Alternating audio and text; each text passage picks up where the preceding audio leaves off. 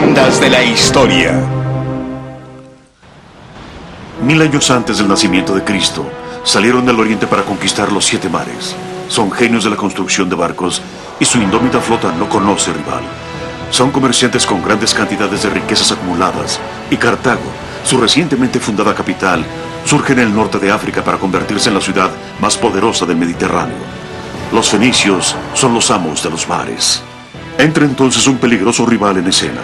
En el transcurso de muchas guerras, los romanos han asegurado su dominio sobre Italia. Ahora se dirigen a Sicilia y amenazan las colonias de Cartago. La lucha es de titanes. Poderosas flotas de guerra se atacan mutuamente. El mundo clásico se simbra desde sus cimientos. La lucha continúa durante 48 años.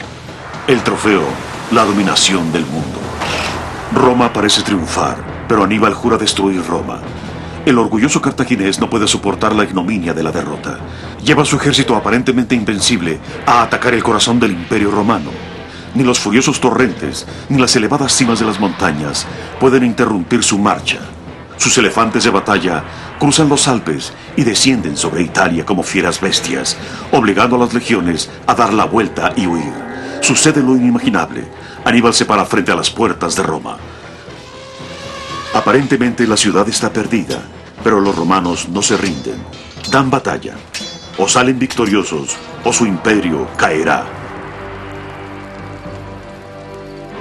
Destruyan Cartago. La caída de un gran imperio.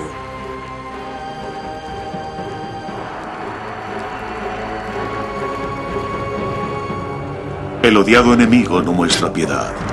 Los legionarios desatan el pillaje e incendian día y noche. Mueren cientos de miles o son hechos esclavos. Los elefantes de batalla entran en pánico y aplastan a sus propios amos. Cartago queda en ruinas.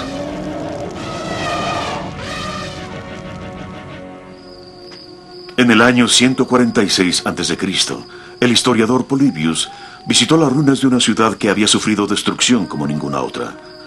Los senadores en Roma le encargaron una difícil tarea. Tendría que resolver el misterio de cómo pudieron llevar los fenicios a Roma al borde del desastre. El emisario del Senado inicia su investigación en las ruinas todavía humeantes. No hace mucho que esta ciudad fuera el centro de comando de un gran imperio.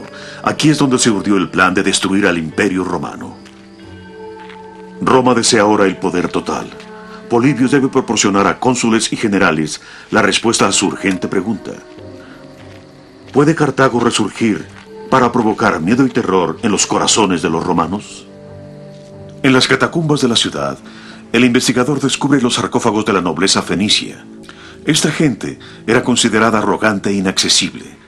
Polybius había oído estos rumores. Se decía que eran gentes oscuras, gobernantes déspotas, según una fuente griega. Se destruyó hasta el último vestigio de lo que los cartagineses escribieron sobre ellos mismos. ¿Cómo entonces podría Polybius levantar el velo de misterio de este pueblo?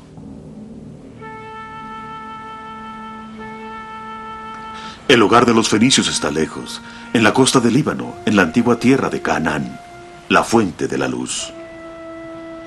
Sus primeros templos aparecieron en esta estrecha faja de costa mediterránea. Son la réplica de lejanos lugares en Mesopotamia y Egipto. Frente a los obeliscos de piedra, pudieron haber estado los altares dedicados a un dios para nosotros desconocido. Los arqueólogos encontraron estas estatuas de bronce dorado escondidas, ofrendas para el sacrificio. En las profundidades de las cavernas se esconden las tumbas de los reyes. Cada nuevo misterio conduce a otro nuevo misterio. ¿A quién representa esta enigmática figura? ¿A un guardián divino para el viaje al más allá? Los tesoros hallados en las tumbas ostentan el sello del faraón egipcio Ramsés, como llegaron aquí desde Egipto. Los gobernantes eran depositados en enormes sarcófagos de piedra. En la Biblia se les refiere con desdén.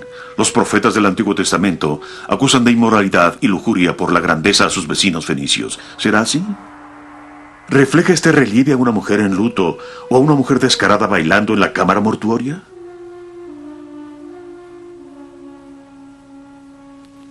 ¿Cómo puede el investigador romano formarse una opinión imparcial de estas gentes cuando los informes son tan tendenciosos? ¿O realmente serían los fenicios un pueblo tan malvado y depravado? No hicieron muchos amigos, pero incluso sus enemigos no podían resistir sentirse extrañamente fascinados con las costumbres de los festivales y ritos de los templos fenicios. El famoso historiador Heródoto aseguraba que originalmente procedían del Golfo Pérsico. Polibios también había escuchado estos rumores. Como los hebreos, los fenicios eran semitas y hablaban una lengua relacionada con el hebreo. Nómadas cruzaron los desiertos de Arabia hacia la tierra prometida en la costa mediterránea. Su rey, Agirón, no fue uno de los príncipes más poderosos en el mundo, pero sí uno de los más ricos. El sarcófago ha sido tallado con una fórmula mágica. Las letras de un alfabeto recientemente desarrollado fueron utilizados por primera vez. El alfabeto revolucionará la escritura en el occidente. Actualmente seguimos utilizando este legado de los fenicios. La inscripción le pide al dios Baal que proteja al difunto. Según la Biblia, Baal es un dios cruel, un dios asesino. Solo los sacerdotes pueden parecerse a él. Para los creyentes, Baal y su divina compañera Astarte representan las leyes eternas del cosmos, la creación y la muerte. Baal simboliza el sol, el poder de dar la vida y el poder de quemar. Astarte simboliza la luna, la madre de pulir y dar brillo al paso del tiempo. El rey de Sidón hizo construir un templo en su honor. El misterio rodea un enorme trono de piedra. ¿Es aquí donde el pueblo bailó alrededor del carnero de oro, como se describe en la Biblia? ¿Celebraban los sumos sacerdotes una forma sangrienta de idolatría en este santuario sagrado? ¿Qué se hacía en ese templo hace 3000 años? Las piedras permanecen en silencio. Ni siquiera la inscripción del sarcófago del fundador del templo proporciona una pista de lo que aquí sucedía. Los fenicios siguen siendo un misterio hasta nuestros días. No hay evidencias que nos hablen de la vida en la corte de los palacios. Las imágenes de las pocas obras de arte que se conservan son ambiguas. ¿Están celebrando estos sacerdotes un requiem para su gobernante muerto? ¿O es un rey vivo recibiendo emisarios de Babilonia o Egipto? El estudio de fuentes en la civilización antigua sobre el Nilo puede proporcionarnos alguna respuesta. Durante mucho tiempo, el gobierno de los faraones fue la regla dominante en el Cercano Oriente, el protector de las ciudades-estado en Líbano. El activo comercio impuso el tono para las relaciones entre ambos territorios. Los fenicios fueron diligentes aprendices de sus vecinos sureños y construyeron templos a los dioses egipcios. Los templos en Egipto dependían de cierta materia prima del Líbano, especialmente de los enormes troncos de cedro necesarios para que los sacerdotes construyeran sus colosales templos.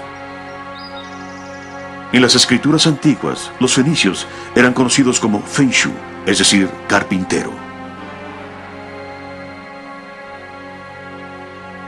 Al igual que los faraones, los reyes del Líbano querían ser enterrados en sarcófagos de forma humana, con signos e inscripciones mágicas que los protegieran en el otro mundo. Durante siglos hubo paz entre Egipto y Líbano. Siempre hubo suficiente madera de cedro para los altares de las figuras divinas. Pero de pronto, todo cambió. Hay cartas en los archivos del rey Akenatón que muestran que los fenicios quisieron tratar de engañar a sus poderosos vecinos. Pero su plan falló. Líbano se convirtió en zona de batalla, al igual que lo haría 2000 años después. La destrucción causada por la guerra dio a los arqueólogos una oportunidad única en Beirut. Las construcciones del centro de la ciudad en ruinas no podían rescatarse. Por tanto, los investigadores movilizaron sus herramientas. Bajo los restos de la era turca, los científicos encontraron estructuras de los bizantinos, romanos y griegos. Más abajo, buscan la ciudad de los fenicios. En la Plaza de los Mártires ven los resultados. Según el arqueólogo en jefe, bajo el destruido asfalto han encontrado señales de calles y cimientos de hace 4000 años. Huellas de los primeros fenicios. Capa tras capa, la tierra bajo Beirut es excavada. Cada nuevo hallazgo produce una emoción. Tesoros mortuorios, joyería de oro o una inscripción importante que puede dar una pista sobre qué clase de gente vivió aquí y cómo llamaban a su ciudad. Hasta ahora, Solo conocemos las ciudades fenicias por el nombre que les dieron los griegos. El gastrópodo marino Murex vive en las aguas de la costa libanesa. Contiene un tinte con el que soñaban los gobernantes clásicos, el púrpura. La palabra griega phoinikes, teñidores de púrpura, le dio nombre a los legendarios marinos. Die Welt hat immer die Menschen besonders bewundert, die als erste etwas unternahmen, entdeckten. El mundo siempre ha idolatrado fácilmente a aquellos que han sido los primeros en lograr o descubrir algo. Aún ahora, seguimos aprendiendo sus nombres en la escuela. Entre otros, contamos entre ellos a los fenicios. Durante 1000 años, estos poderosos comerciantes influyeron en el destino del mundo antiguo y en el de la región mediterránea. Los fenicios fueron muy famosos por su talento para construir barcos. Solo utilizaban cedro de la mejor calidad. Sus navíos tenían que ser ligeros y maniobrables, por eso tenían una forma esbelta y ligera. Eran hasta 6 veces más largos que anchos. Su principal arma se localizaba en la punta del casco. Su espolón de bronce despedazaba los costados de los barcos enemigos. Estos singulares navíos ayudaron a que los fenicios alcanzaran el dominio de los mares. Sus puertos se localizan en el ombligo del antiguo comercio entre el Oriente y el Occidente, entre África, Asia y Europa. La ciudad de Tiro emerge para convertirse en la metrópolis más espléndida en el Mediterráneo. El profeta escribe que los comerciantes de la ciudad son como príncipes y sus tiendas son las más finas del país. Desde Tiro parten hacia las lejanas tierras de Tarsis. En la Biblia, los navíos que regresan son descritos como cargados de tesoros, una expedición jugosa. Los grandes marinos de Tiro son enviados a donde quiera que haya riquezas. Los fenicios guardan celosos el secreto de las rutas al lejano oeste. Sus destinos, tierras con enormes recursos minerales. Kition en Chipre, con sus enormes reservas de cobre. Asia Menor, con su mineral de estaño y acero, materia prima de gran demanda en todas partes para la producción de herramientas y armas. Con cada guerra, aumentan las riquezas de los fenicios, aun cuando no tomen parte en una sola batalla. Los barcos aún viajan bordeando la costa protectora, pero los marinos de Oriente se aventuran más y más lejos. Confían en su habilidad para navegar y en la sed de los demás por cosas nuevas. Polibios averigua por su famoso predecesor, Herodoto, que los fenicios plantan señales pirotécnicas en la playa para atraer a los nativos. Ahí, exponen sus mercancías y las disponen en ánforas como estas. Intercambian sus artículos por oro y esclavos. Los marinos de Tiro, Sidón y Biblos hacen excelentes negocios. Las nobles griegas también esperan con ansia sus artículos de lujo del Oriente. Los fenicios proporcionan al mundo entero extravagantes objetos hechos de materiales exóticos. Los huevos de avestruz con acabado de filigrana gozan de una particular demanda. Exquisitas obras de arte de marfil al estilo egipcio para decorar los aposentos reales. Polibios estudió la obra de Homero el griego, quien en su Odisea describe una cama exquisitamente diseñada, cubierta de valiosísimas tallas de marfil, digna de una pareja real griega. Pero la descripción de Homero no procede de su propia imaginación. Los arqueólogos descubrieron esa misma cama en las tumbas reales de Salamis en Chipre. Esta obra de arte puede verse hoy en el Museo Nacional de Nicosia, desarrollada por artesanos fenicios. Un friso finamente trabajado con fantásticas figuras aladas está hecho en un estilo internacional, altamente apreciado en su época y con más de un comprador interesado. Los faraones del Nilo llegan a depender más y más de las importaciones desde Líbano. Las ceremonias mortuorias no son posibles sin su fino aceite de cedro. La vida espiritual de un pueblo entero se ve amenazada, porque no hay vida post-mortem posible sin embalsamamiento. Al menos, eso es lo que los antiguos egipcios creían. La madera de cedro también es indispensable para la construcción de sarcófagos. Cuando la provisión de cedro cesa abruptamente, el culto de la muerte por entero queda en peligro. Para prevenir el inminente desastre, se envía un sacerdote en misión. Deberá ir al Líbano para pedir madera de cedro y aceite, un acto humillante para los poderosos egipcios. Aun cuando egipcios y griegos aprecian los tesoros que traen los fenicios, estos no son de su particular agrado. En sus escrituras, Homero maldice a los marinos comerciantes del este, llamándoles sabandijas mentirosas de fea nariz. Dice que a donde quiera que sus barcos llegaran, nada estaba a salvo de esos orientales corruptos. Fuertes palabras. Aunque seguramente sea la expresión de la envidia de los connacionales de este gran escritor hacia estos extranjeros bien versados. Ciertamente Homero es desagradecido, considerando que él también hace uso del nuevo alfabeto fenicio para escribir sus textos griegos. A pesar de su habilidad para navegar, el mar Mediterráneo presenta una amenaza constante a sus frágiles navíos de madera, por eso solo navegan de día.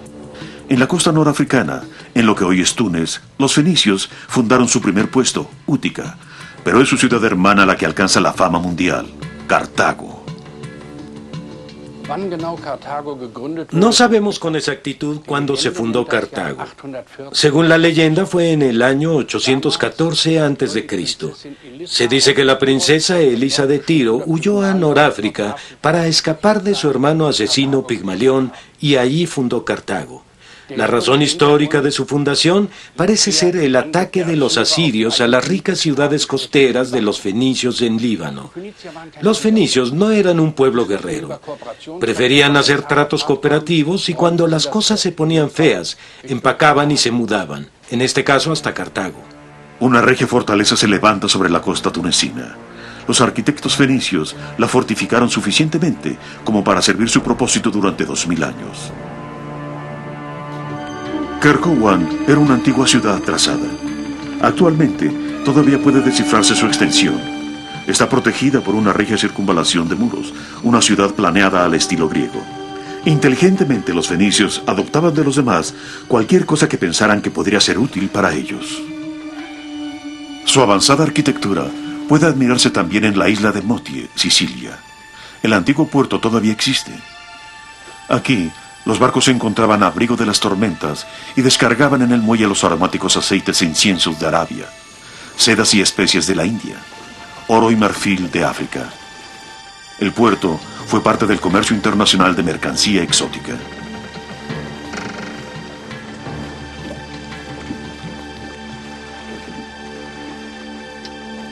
Polibios estudia con asombro la inventiva con que los cartagineses diseñaron sus primeras ciudades colonizadas. Aún tras su destrucción, se puede ver lo bien que estaban protegidas contra los ataques durante siglos. Aquí, una pesada puerta asegura la entrada a Motie. Antes de los romanos, los griegos fueron sus peores rivales, pero como eran artistas, eran una presencia bienvenida en las calles de Motie. Hoy, esta figura de un joven sigue siendo admirada como una obra maestra. Los ricos comerciantes se la encargaron a un escultor griego, pero la singular manera en que está doblada la túnica delata orgullosamente, este es un fenicio.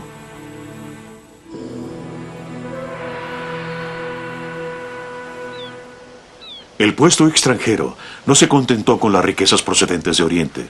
Se introdujeron en Europa métodos de agricultura e innovaciones técnicas.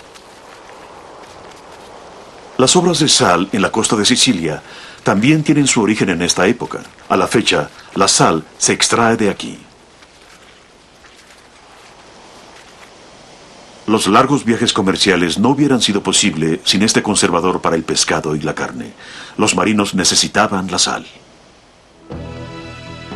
La red de bases fenicias se conecta más año con año. La flota se expande constantemente. Las transacciones comerciales se vuelven más ambiciosas. Más al oeste, se ven atraídos por los legendarios depósitos minerales de Tartesos. La mina del Río Tinto es la excavación manual más grande en España. Hace 3000 años, los fenicios comenzaron a extraer plata y cobre de aquí. No solo tomaron sus recursos, también dejaron rastros de su avanzada civilización.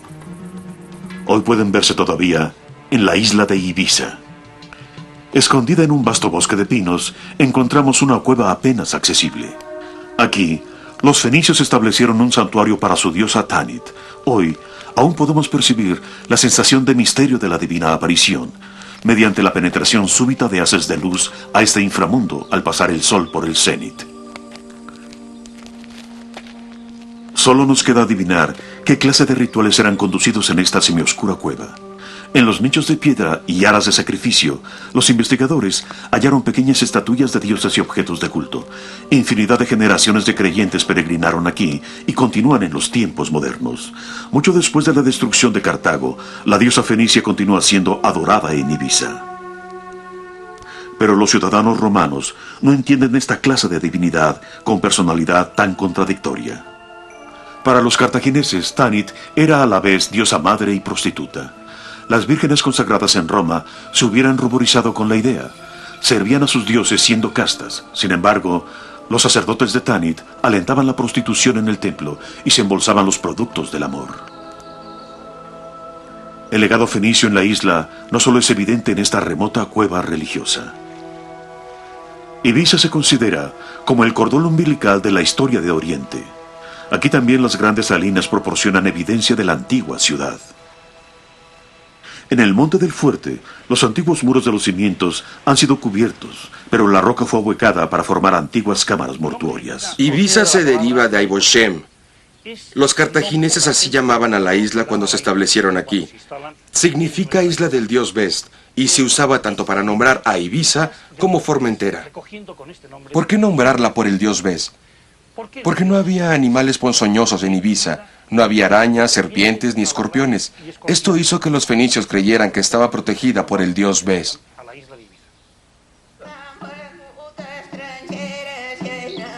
Este canto parecería extraño a los oídos de un etnólogo. Parecería que es de otro tiempo y lugar.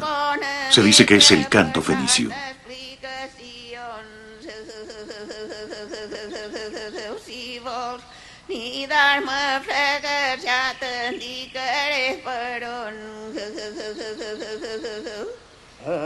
Supuestamente ellos son las últimas dos personas en dominar esta técnica especial de canto usada para canciones tradicionales de pastor. Su muerte marcará el fin de un largo legado cultural en esta isla, que data de hasta 2500 años.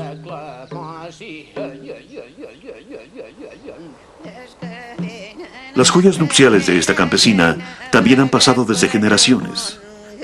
En las tumbas de príncipes iberos se ha encontrado joyería similar realizada por artesanos fenicios.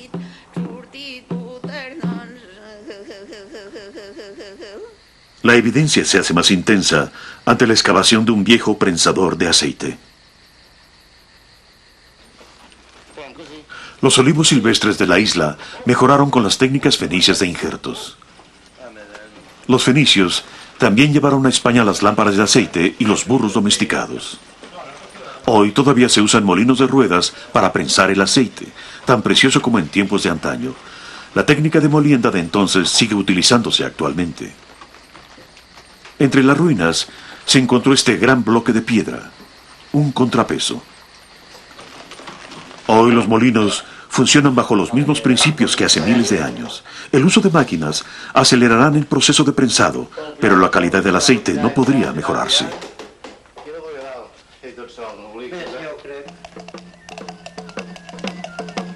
Las danzas folclóricas también son reminiscencia de las lejanas tierras de Canaán y Cartago. Las bailarinas rodean incesantemente a sus compañeros, al igual que la luna rodea al sol. Un baile ritual simbólico para honrar a la diosa de la luna Astarte y a Baal, dios del sol. ¿Nos permite esta evidencia llegar a una asombrosa conclusión? ¿Sabían los fenicios que los planetas se desplazan alrededor del sol? La evidencia científica apunta a un eslabón genético entre los campesinos de Ibiza y los palestinos de hoy en día. Esta conclusión es el resultado de investigaciones realizadas en la Universidad de las Islas Baleares. No sería errático hablar de sangre fenicia corriendo por las venas de los ibicencos.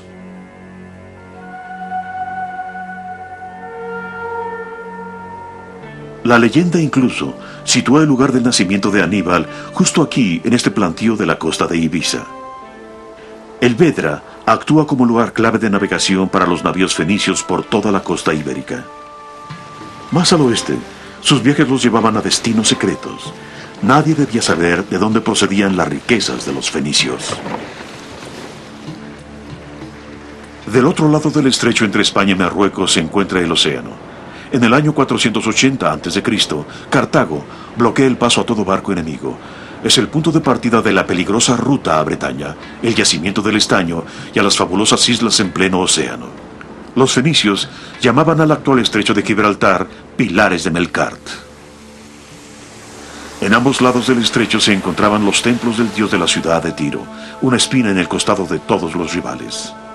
Polibios encontró la confirmación de esto en los archivos del Senado romano. El odio romano hacia Cartago empezaba a tomar forma. Pero ¿a quién le importaba eso en Gades, el Cádiz de hoy? La ciudad fenicia florecía. La adoración a los dioses determinaba la vida cotidiana. En el templo de Melkart se inicia un joven sacerdote. El santuario era famoso en el mundo antiguo por su belleza y riqueza, así como por su oráculo. La navaja ritual se utiliza para cortar el cabello del joven acólito, no su garganta. Él mismo usará la navaja más tarde, durante los ritos del sacrificio, cuando llegue el momento de satisfacer la sed de sangre del dios. El cronista Polibios ya sabía de reportes en Roma sobre los ritos religiosos de los fenicios. Sus compatriotas están disgustados por estos rituales de culto. Los consideraban bárbaros. También en la Biblia son fuertemente condenados. La sangre es la ofrenda de sacrificio más importante, pero también otras partes del cuerpo son ofrecidas a los dioses, incluyendo el cabello del sacerdote iniciado.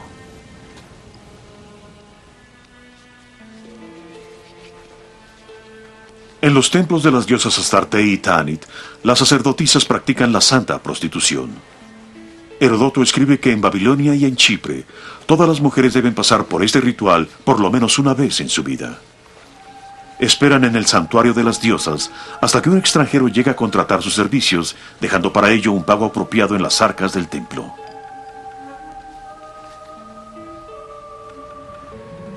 «80 años tras la caída de Troya, es cuando la ciudad de Cádiz, en el sur de España, se dice que fue fundada por los marinos de Tiro.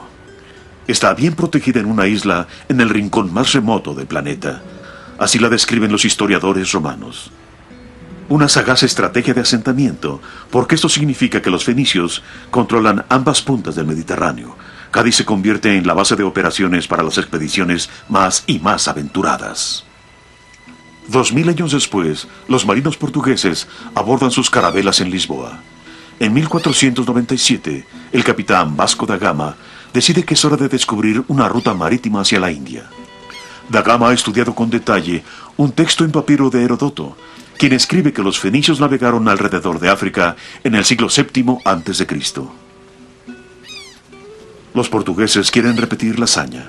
Por primera vez en 2000 años, los barcos vuelven a retomar los mares rumbo a la punta sur de África, el Cabo de Buena Esperanza.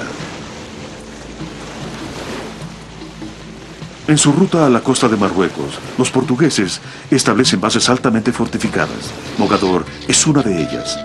A partir del fin de la colonización francesa, esta ciudad-puerto es conocida como Essaouira, pero las huellas del pasado son inconfundibles. Pesados cañones de bronce y muros fortificados de varios metros de espesor eran los encargados de mantener a raya a las tribus saqueadoras de Berberia. Mogador era un centro de comercio y una base militar.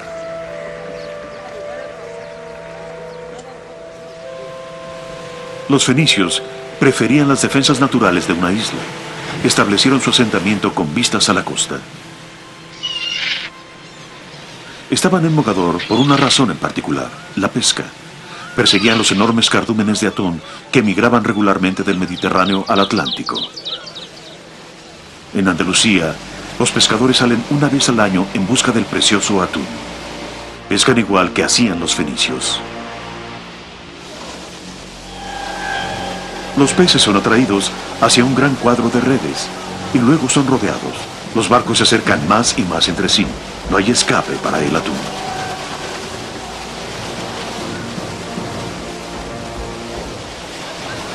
Pero volúmenes tan grandes eran un problema en el mundo antiguo, especialmente para los del Cálido Sur. ¿Cómo preservar la carne tan fácilmente perecedera para poder transportarla a clientes tan lejanos? Se han descubierto antiguas factorías de pescado en la costa atlántica. Los fenicios desarrollaron un método para preservar el pescado en grandes tanques de piedra. procesándolo para convertirlo en una exquisitez llamada garum por los romanos, un puré muy salado de pescado que una vez introducido en ánforas era transportado a lugares tan lejanos como Persia y Germania. Alrededor del año 500 a.C., Jano, un marino fenicio, condujo una gran flota al sur desde Marruecos, 60 barcos de 50 remos cada uno. Esto puede leerse en la crónica de la bitácora del barco. Habla de los tremendos incendios boscosos y de los hombres monos. Aparentemente los fenicios no conocían el significado del miedo. Se orientaban por la posición del sol y las estrellas. No sabemos si utilizaban instrumentos como el sextante o la brújula. Pero al igual que los portugueses, mantenían en secreto los detalles precisos de sus rutas marítimas y sus descubrimientos. El viaje de Jano fue una fantástica aventura que fue recibida con asombro e incredulidad por sus contemporáneos. A través de interminables deltas de río y violentas erupciones volcánicas, sus navíos enfilaban hacia el sur. Los pueblos del mundo antiguo consideraban que el océano era el reino de monstruos marinos. Pero los fenicios no lo consideraban así. ¿Acaso descubrirían América 2000 años antes que Colón? El archipiélago de Azores en el Atlántico se sitúa entre los dos continentes. La remota isla de Corvo es un agudo cono volcánico con un cráter engañosamente tranquilo. Se dice que los escarpados riscos albergaron una estatua enorme con los brazos apuntando al oeste. Esto fue reportado por los primeros marinos portugueses que descubrieron la isla. Desde entonces, Corvo ha sido peinado en busca de viejas ruinas de templos. La búsqueda se ha concentrado en la larga franja costera. Un profesor inglés ha encontrado aquí varios fragmentos de ollas, todas ellas de origen cartaginés, según él. En la cuenca del puerto de Corvo, los buzos buscan un santuario antiguo de Astarte que pudo haberse hundido en el mar durante un terremoto, pero encuentran dificultades en su búsqueda por causa de una peligrosa corriente submarina.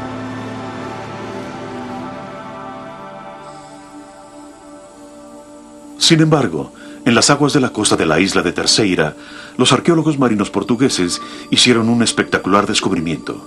La bahía de Angra es un enorme cementerio de barcos con restos de naufragios de diferentes periodos. La dificultad que encontraron aquí los buzos es determinar cuándo se hundieron los barcos, pero están convencidos, este hallazgo es algo especial. Las tablas bien conservadas de este naufragio parecen apuntar a una fecha más reciente, pero las apariencias engañan. El barco hundido estuvo enterrado mucho tiempo bajo una capa de arena de varios metros de espesor. Su presencia fue revelada por una fuerte tormenta. Los buzos están bajo presión porque se está formando una nueva tormenta. El esfuerzo brinda resultados. El diseño del barco indica que es muy antiguo. Un hallazgo de la época de los fenicios sería una sensación. La prueba largamente buscada de los legendarios viajes de los marinos cartagineses descritos en las antiguas escrituras. En 1749, un pescador descubrió extrañas monedas en la costa de la isla de Corvo. En la corte del rey portugués, los expertos las identificaron como piezas de plata cartaginesas del siglo III a.C. Pero el tesoro se perdió inexplicablemente en España.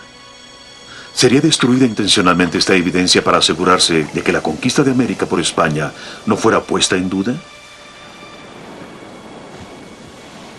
Cartago expandía constantemente sus puestos de comercio.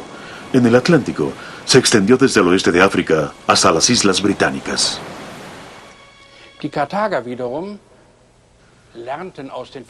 Los cartagineses sabían de las circunstancias cambiantes en todo el Mediterráneo.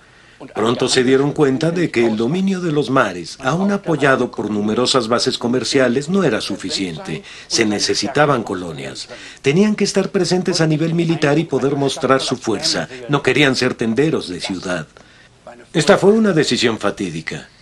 Los cartagineses se sintieron fuertes, conquistaron las ciudades y templos de sus enemigos en Sicilia e implantaron sus propios altares. Los griegos y los romanos no tardaron en considerar una terrible sospecha. ¿Qué pasaba en los centros fenicios de adoración y culto? Las ruinas de un templo aún dejan perplejos a los arqueólogos. En el centro del santuario, una enorme ara de sacrificio con una cuenca para sangre y grietas para drenarla. Un mosaico cercano muestra un león y un toro. ¿Aquí se derramaba la sangre de los animales? ¿O quizá esta piedra indica una práctica mucho más espantosa? La Biblia asigna un nombre a los cementerios fenicios en los templos, Tophet.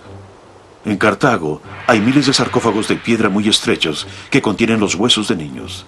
No murieron de causa natural, los niños fueron asesinados. El emisario de los senadores romanos debe descubrir la verdad. Los ciudadanos romanos se enfurecen cuando las noticias de las prácticas sangrientas de los cartagineses empiezan a llegarles a través del mar. El impacto se profundiza, pero ¿existen pruebas? En el Tophet hay una colección de piedras rememorativas aparentemente insignificantes, símbolos fálicos que indican un culto a la fertilidad. Todo aquí es un misterio. Figuras apenas reconocibles talladas en piedra. Su significado desconocido para el observador actual. Una apertura en el cemento conduce a una vieja bóveda. En la escasa luz se pueden adivinar las lápidas de piedra cubiertas de musgo. En el suelo, las manchas negras son reminiscencias de residuos de fogatas y restos de cenizas. En los muros hay pequeños altares con incienso y ofrendas de comida para los dioses desconocidos por nosotros hoy. Los libros santos de los sacerdotes podrían darnos alguna luz sobre esta cuestión, pero se han perdido. No se ha preservado una sola crónica original de Cartago. Solo quedan unas pocas copias griegas. Revelan muy poco de la relación del pueblo con sus dioses. Incluso las dedicatorias en las piedras rememorativas que se han descifrado apenas proporcionan el nombre del donante. Algunos altares parecen haber sido dedicados a la diosa Tanit. El relieve tallado en la superficie muestra su símbolo. Una silueta con los brazos cruzados sobre el pecho. Una diosa a quien se le pide cuando los problemas abruman, cuando es cuestión de vida o muerte. Pero sus sacerdotes también exigen sacrificio de vidas. La impostora Tanit suplantó a Astarte en el divino trono en Cartago. La surgiente ciudad hace hincapié en su independencia en cultura y también en religión.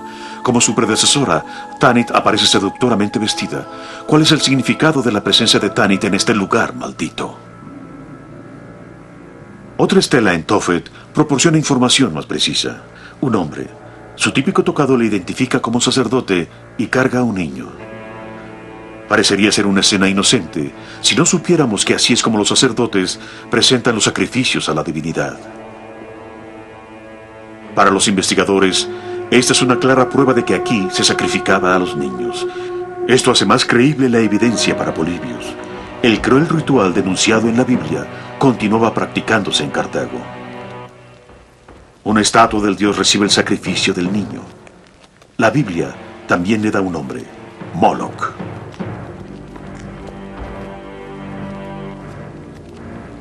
Son los hijos de los ciudadanos más importantes los que deben ser llevados ante la espantosa estatua de bronce.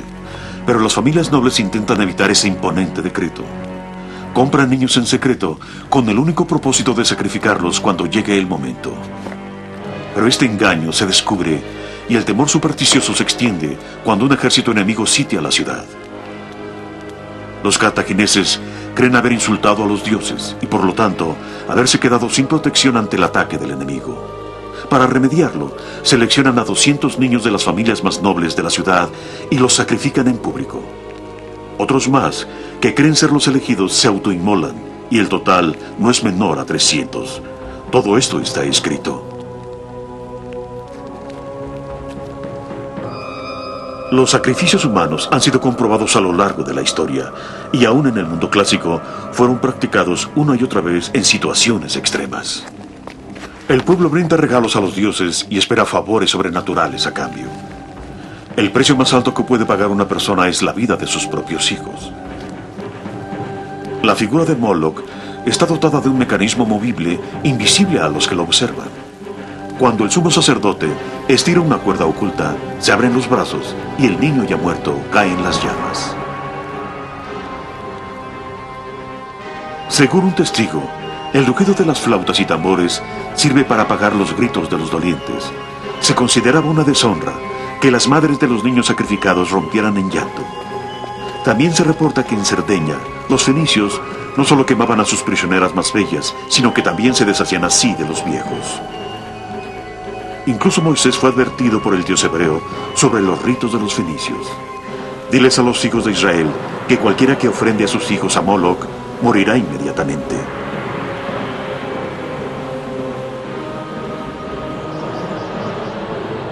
Hoy, este terrible lugar no es posible identificarlo. Las tropas romanas saquearon los templos y palacios. Desde este lugar no volverá a surgir una guerra que los amenace. No quedó nada de los ritos de los sacerdotes. Su orgullosa semblanza quedó reducida a cenizas. Cuando el historiador peina los restos en busca de huellas del pasado, casi no encuentra nada. Una garrafa de agua perfumada, una pequeña lámpara de aceite. Todo lo valioso ha sido retirado. El nombre de Cartago desaparecerá de los anales de la historia. No se dejará rastro de la ciudad. Incluso Polibios ha sido llamado a Roma para proporcionar un falso informe que aminora el recuerdo de los fenicios.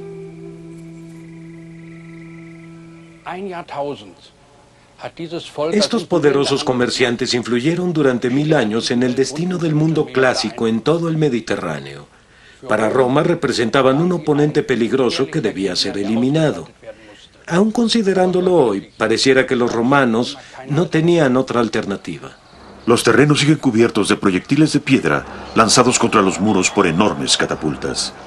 El ruido de la batalla se apaga mucho antes de que llegue el emisario de Roma. Solo quedan piedras. La ciudad contaba con 500,000 de habitantes. Las mercancías llegaban desde toda la tierra. Algunos decían que los fenicios habían inventado el comercio, pero Polibios fue testigo de un cambio fundamental en el mundo clásico. A partir de entonces, la riqueza de Cartago no fue sino una leyenda. Antes de la Gran Guerra, era una tierra de floridos jardines y de fértiles plantaciones de fruta. Ríos y canales regaban todos los rincones. Los elefantes de batalla engrosaron el enorme ejército procedente de diferentes tierras. Todo convergía en la capital del imperio cartaginés, aumentando su prosperidad. La nobleza sucumbió a los placeres de la vida en sus mansiones. El resto de la tierra luchaba bajo pesadas cargas de impuestos. Pero toda la riqueza se disipó en los campos de batalla. En su informe, Polibios escribió sobre los errores de Cartago. ¿Pero acaso Roma aprende de la fatalidad de su enemigo? ¿O la caída del Imperio Romano está ya a la vista? Los pedregales del Jaguaría. Cartago se construyó con estas rocas. Miles de trozos de la piedra cortados en bloques manejables. La ciudad de los colonos fenicios creció más y más. Se necesitaban más y más piedras y pilares. Los huecos en la roca se hicieron más y más profundos. En este techo podemos ver todavía la huella de cinceles manejados por generaciones de mamposteros. Serían respetables artesanos o esclavos como los de las canteras romanas, gente utilizada, sacos de huesos sacrificados en aras de la grandeza y la fama de Cartago. Los puertos también son testigos del genio de los arquitectos fenicios. Barcos de toda la tierra sueltan anclas en el puerto comercial cuadrado. Sus capitanes fungían también como espías. El puerto naval circular estaba oculto tras enormes portones y un muro doble. El almirantazgo se situaba a la mitad. Este albergaba bodegas y muelles para 220 barcos de guerra.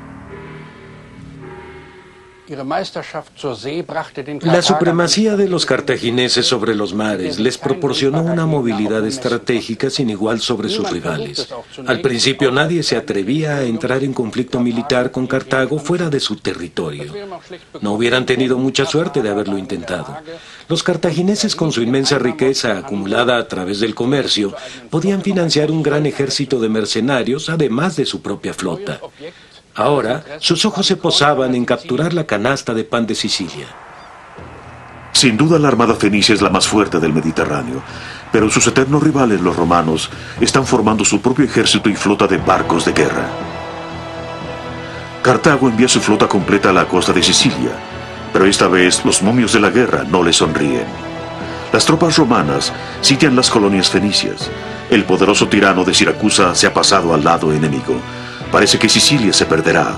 Roma gana la primera mano. En el año 241 a.C., dos poderosas flotas se encuentran en la costa de Sicilia.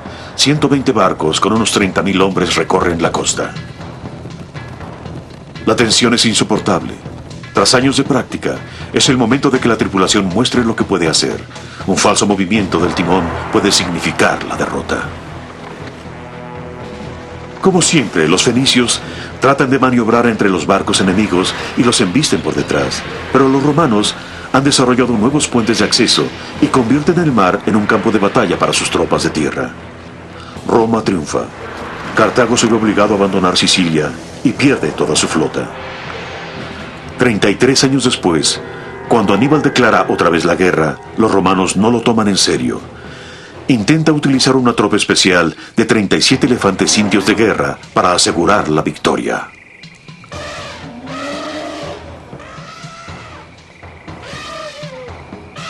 La familia de Aníbal ha erigido un imperio colonial en España y utiliza sus pingües ganancias para reclutar un ejército de mercenarios. La poderosa fuerza avanza al este a través del sur de Francia.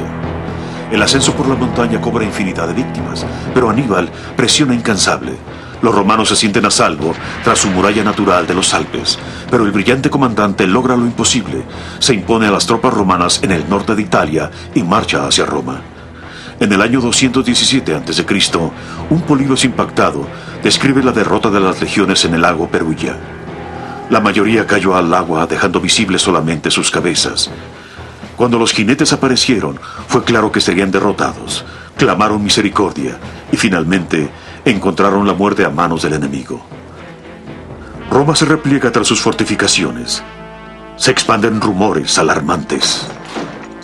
Aníbal goza de victoria tras victoria, pero no ataca directamente la ciudad de Roma.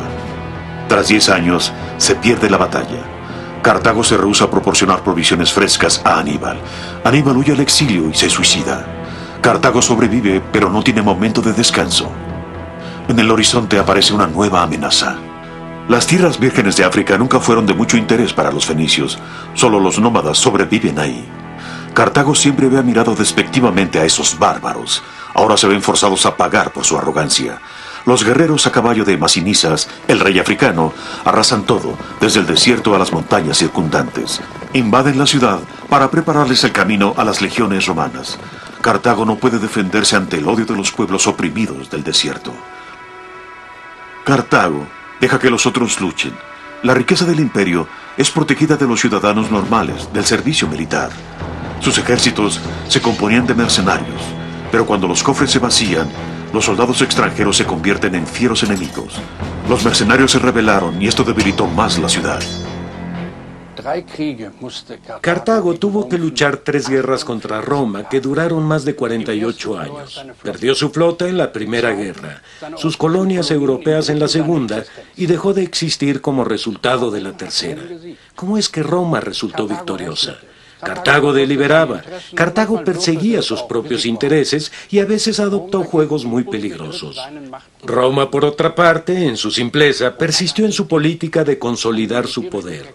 Roma solo tenía una idea, un estado militar en el que todos y cada uno de sus ciudadanos debía cumplir con sus deberes.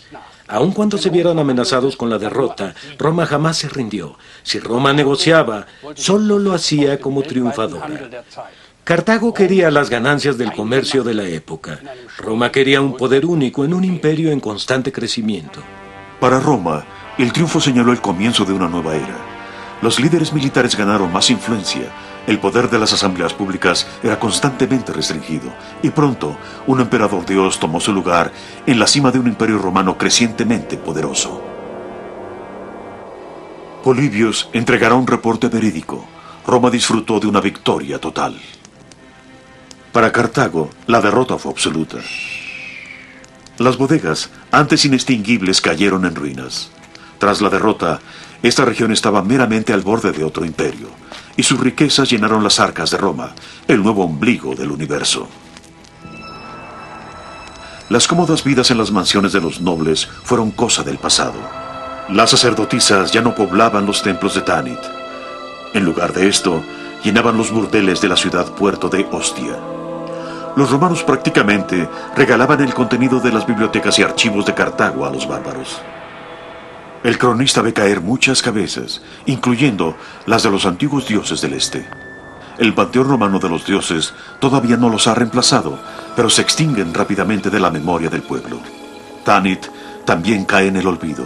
Es reemplazada por Venus, la diosa romana. Su culto no pide sacrificios humanos. Los altares de Cartago son destruidos y sus ocupantes gobiernan con mano firme.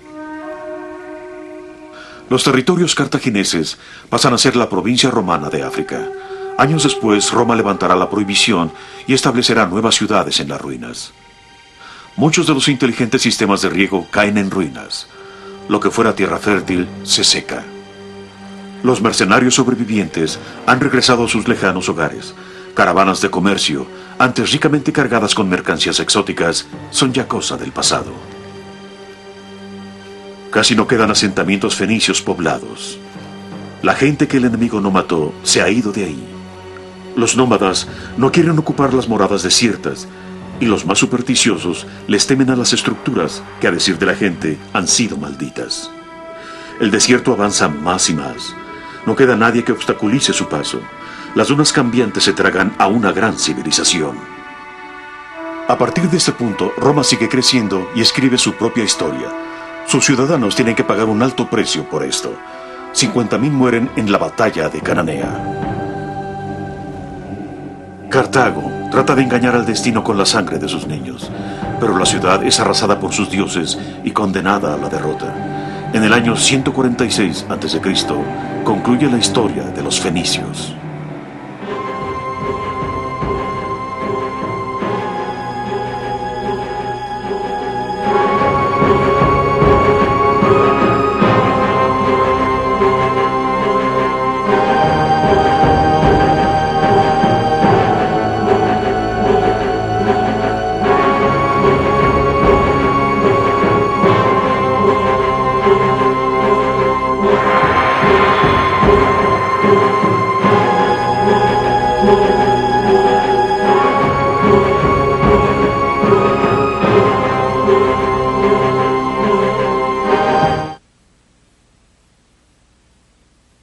Ese intimismo